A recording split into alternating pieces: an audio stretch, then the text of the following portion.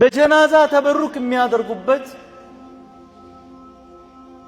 ጀናዛ በተቀመጠበት ናሽ ላይ አልጋ ላይ የሚተሻሹበትና ደባብሶ ገላቸውን የሚዳብሱበት በረካ የሚፈልጉበት ተጨባጭ እያየን ያለነው ጂሃራን በግልጽ በአደባባይ።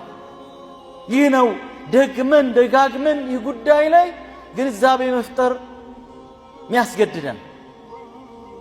አላህ ምን ይላል? ወማ ኸለቅቱል ጅነ ወልኢንሰ ኢላ ሊያዕቡዱን።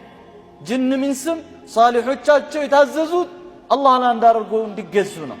ከወንጀሎች ሁሉ የከፋ ወንጀል ምንድን ነው?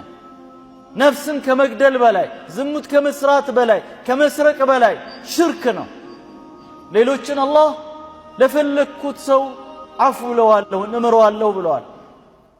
ወየግፊሩ ማ ዱነ ዛሊከ ሊመን የሻእ። ያ ጀማዓ አሰላሙ አለይኩም። እኔ ምንም ሊገባኝ አልቻለም። ወዴት ነው? እንዴት እየሆነ ነው ጉዳዩ? እንዴ 6 ቀን አለፈው እኮ። የሙፍቲ ጉዳይ በጣም ብዙ ነገራቶችን ይዞ እየመጣ ነው። አላህ ይዘንላቸው፣ አላህ በፍቅሩ ስላላ ያኖራቸው። በቀደሙ ጁማ ላይ ትናንት ፖስት ያደረኩት ቪዲዮ አይታችኋል። ኡስታዝ ያሲን ኑሩ። ይሄኛውን ቪዲዮ ላሰማችሁ ድጋሚ ለማስታወስ ያክል። አባታችን ሙፍቲን ስናስብ አሁንም አናለባብስም። የተቀበሩበት ቦታ ሙስሊሙ ህዝብ ዘንድ መከፋፈልን የፈጠረ አሁንም ዑለማው መጅሊሱ ከቤተሰብ ጋር በመነጋገር እልባት ሊሰጠው የሚገባ ጉዳይ ነው። ይሄን አናለባብስ። ትውልድ ሲጠፋ ዝም ብለን አናይ። እንወዳለን፣ እናከብራቸዋለን። እሳቸው የምንፈልገው የሙስሊሙ መቃብር ውስጥ ተቀብረው ስንገባ ለአባታችን ዱዓ ማድረግን ነው እኛ የምንፈልግ። ይሄ መታረም ይኖርበታል። ይሄንን እንግዲህ የተናገረው እዚህ ውስጥ እንግዲህ እንደሰማችሁት ነው። እኔ በጣም የገረመኝ ታውቃላችሁ፣ አምባሳደር ኡስታዝ ሐሰን ታጁ ይሄንን ነገር እንዴት አድርጎ ቀሽሮ አበጥሮ አስተካክሎ ወደ ሶሻል ሚዲያ እንዳመጣ ሱብሃንአላህ። እኔ ማወቅ ለጥመት ብቻ መጠቀም ከሆነ አለማወቅ አንዳንዴ ይሻላል።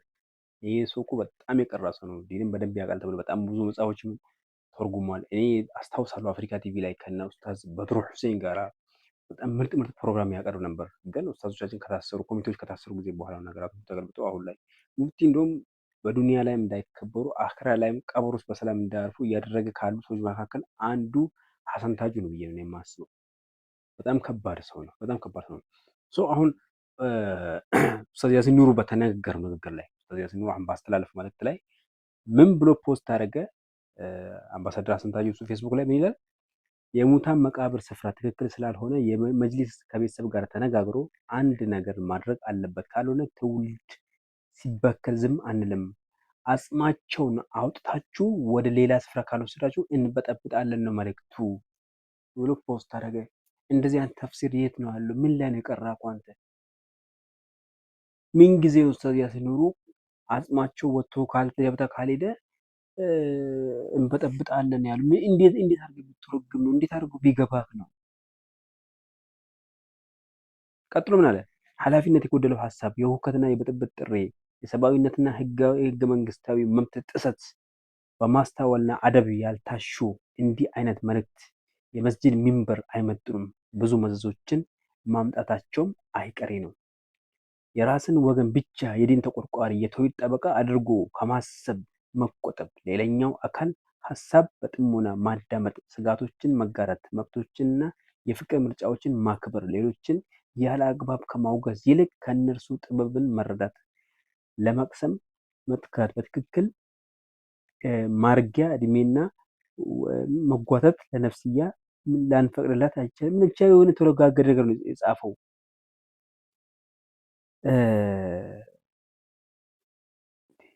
ሰው በዚህ ልክ ነገራቶችን አጣሞ ይፈታል እንዴ? አጣሞ ይፈታል እንዴ? እንዴት ምንድን ነው እየታሰባሉ? የአምባሳደር ሐሰን ታጁን ንግግር ደግሞ ተቀብሎ በጣም ትክክል ነው፣ እውነት ነው ያልከው። እነዛ በጣም ነገራቶች እኮ በጣም መሬን እየለቀቁ እያስቸገሩ እየመጡ ነው። አሁን ላይ መከፋፈሉ በጣም እየበዛ እየመጣ ነው። ሶ ሌላው ደግሞ በጣም የሚገርማችሁ ነገር ባለፈው ወይም ቪዲዮ ታይቻችሁ ነበር።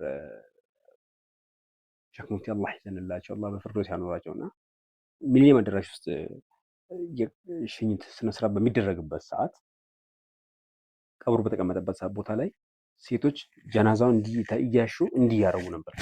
እንዲህ ምናምን እያደረጉ ነበር። ላሳያችሁ። በጀናዛ ተበሩክ የሚያደርጉበት ጀናዛ በተቀመጠበት ናሽ ላይ አልጋ ላይ የሚተሻሹበትና ደባብሶ ገላቸውን የሚዳብሱበት በረካ የሚፈልጉበት ተጨባጭ እያየን ያለነው ጂሃራን በግልጽ በአደባባይ። ይህ ነው ደግመን ደጋግመን ይህ ጉዳይ ላይ ግንዛቤ መፍጠር የሚያስገድደን። አላህ ምን ይላል? ወማ ኸለቅቱል ጅነ ወልኢንሰ ኢላ ሊያዕቡዱን። ጅን ሚንስም ሳሊሖቻቸው የታዘዙት አላህን አንድ አድርገው እንዲገዙ ነው። ከወንጀሎች ሁሉ የከፋ ወንጀል ምንድን ነው? ነፍስን ከመግደል በላይ፣ ዝሙት ከመስራት በላይ፣ ከመስረቅ። ተበሩክ ማለት በረካ መፈለግ ማለት ነው። ከሞተ ሰው ወደ አኺራ ከሄደ ሰው ምን አይነት በረካ ነው የምትፈልጉ? ለዛ ሰው እንደውም እኛንን እኮ ዱዓ ልናደርግለት የሚገባው አላህ ይዘንለት። ምን ለምንድን ነው ወደ አኺራ ሄዷል ካሁን በኋላ ለዛ ወደ አኺራ ሄደ ሰው ዱዓ ከማድረግ ውጭ ያ ሰው በህይወት ላለ ሰው ምንም ማድረግ አይችልም። ከዛ ሰውዬ በረከትን ምሕረትን እንደመፈለግ ማለት ነው ተበሩክ ማለት እና ብቻ ነገራቶች እየሰፉ መንገድን እየለቀቁ ይገኛሉ። እና ኡስታዝ ሐሰን ታጁ ነገራቶችን ወደ አልተፈለገ አቅጣጫ እየወሰዱ ነው።